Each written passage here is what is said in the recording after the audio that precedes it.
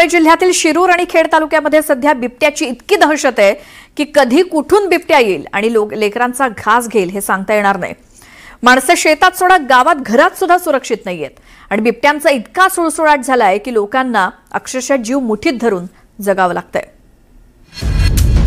शिरूर मधला नरभक्षक बिबट्या ठार, बिबट्यांची दहशत मात्र कायम। बिबट्यांचा बंदोबस्त करण्याची मागणी। पुणे जिल्ह्यातल्या शिरूर आणि खेड शिवापूर भागात बिबट्यांची प्रचंड दहशत आहे। खेडच्या काळेची वाडीमध्ये एक चिमुकला बिबट्याच्या हल्ल्यातून थोडक्यात बचावला। चिमुकला झोक्यावर खेळत असताना बिबट्या अचानक मांजराची शिकार करण्यासाठी थेट कंपाऊंड मध्ये घुसला।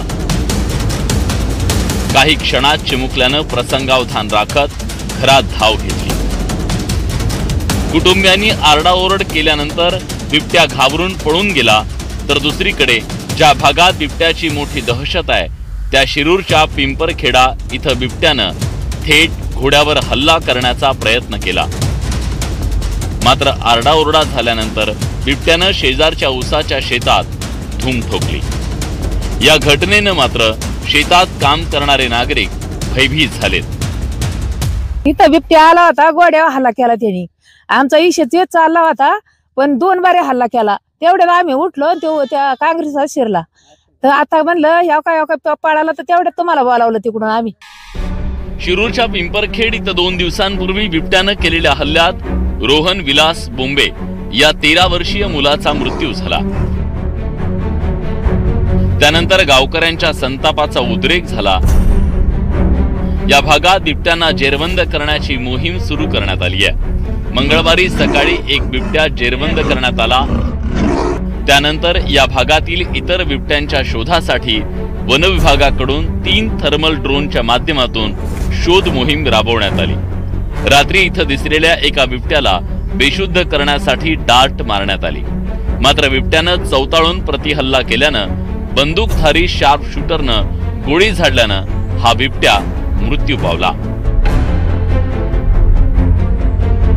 ठार झालेला बिबट्या आणि मृत रोहन बोंबे यांच्या घटनास्थळी आढळून आलेले बिबट्याच्या पायाचे ठसे या बिबट्याशी जुळत असल्यानं हाच बिबट्या नरभक्षक होता असं वन विभागाच्या कर्मचाऱ्यांचं म्हणणं आहे। वन विभागाने आपली मोहीम त्या ठिकाणी चालू केली आणि या मोहिमेमध्ये त्या बिबट्यांना बेशुद्ध करून त्या ठिकाणी त्यांना कलेक्ट करण्याचं काम चालू असताना ज्यावेळेस हे कलेक्शन चालू होतं त्यावेळी बिबट्याने वन विभागाच्या कर्मचाऱ्यांवर त्या ठिकाणी हल्ल्याचा प्रयत्न केला। मात्र अशातच जे राऊंड फायर झाले याच्यामध्ये रात्री एका बिबट्याला ठार करण्यामध्ये वन विभागाला यश आले। मात्र या परिसरामध्ये बिबट्याची दाहकता ही फार मोठ्या प्रमाणात आहे।